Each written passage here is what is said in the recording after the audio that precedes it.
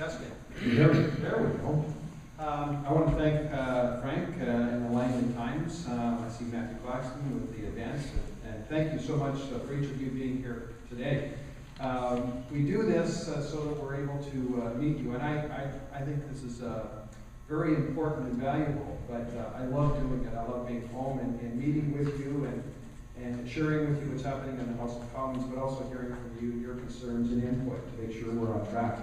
I'll touch very briefly on the environment. That I'm the chair of the San Committee on Environment and Sustainable Development. In the last session, we dealt with the environmental assessment process. As parliamentarians made recommended changes, and those were implemented. Often there was a lot of duplication and waste, and it made it difficult for investments into infrastructure and investments into making the infrastructure that exists even more efficient and more environmentally friendly.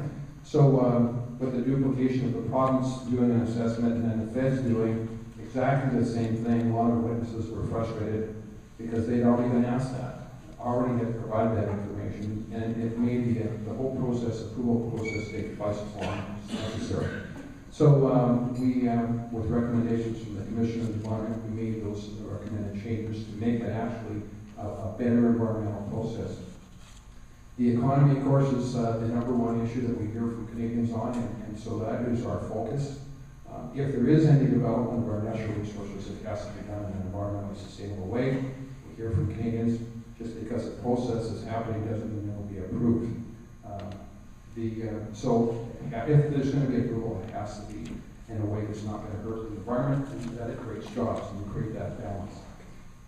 What I've been working on since June is a human rights motion that I put in the House. When I became elected, I never saw myself as a human rights activist, but I find myself walking that path. Shortly after being elected in 2004, we had a lady come in from the Okanagan, and her sister was dying, and she applied for compassionate care. Couldn't get compassionate care benefits, like EI benefits, because she was a sister, and the criteria was very narrow. Siblings couldn't take care of siblings. And so we started a 1.5 to 2 year process of making that change. With our office, actually, and incredible staff that I'm blessed to work with, we actually created a whole new policy, worked with the Paul Martin government. They didn't want to make those changes with Minister Robillard, Belinda Stronik, and in 2006 when we became government, we made those changes immediately. And now the dying person can choose who their care provider is, common sense. It was a couple of years ago, a local constituent, Peter, and Peter Ash came into my office and said, and he has albinism, and he said, they're killing and dismembering albinos in Tanzania. Will you help me to have Parliament deal with that and have a condemnation of that? So that's what I did for about 1.5 years, and we passed unanimously in the House that we condemn the killing and dismemberment of albinos in Tanzania, in Africa. They are human beings, they're not ghosts. And that cultural change where they would totally discriminate against people with albinism in that way and treat them as if they weren't human. So the House of Commons unanimously passed that motion that I introduced.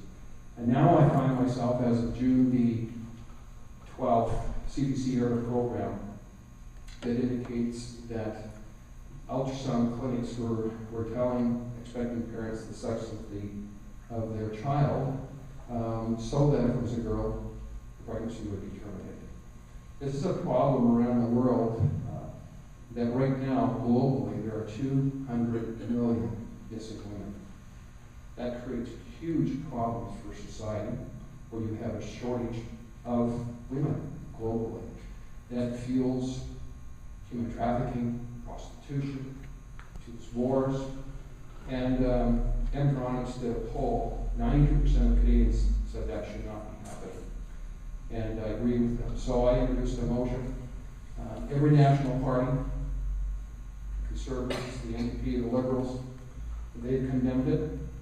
The The Society of Obstetrician and Gynecologists have condemned this, as has many Canadians and professionals.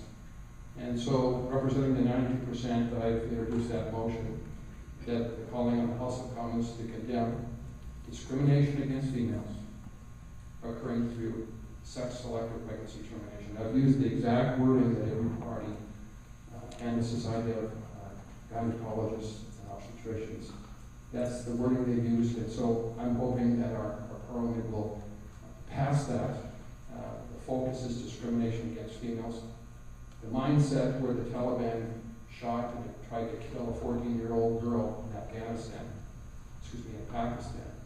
because she wants to be a doctor. It's that mentality that says that women, girls aren't important. And we discriminate across the globe, and that needs to be condemned. And that's surprising to myself that I'm now on this pathway on human rights. But I think it's so important as Canadians that we stand up against this and condemn it.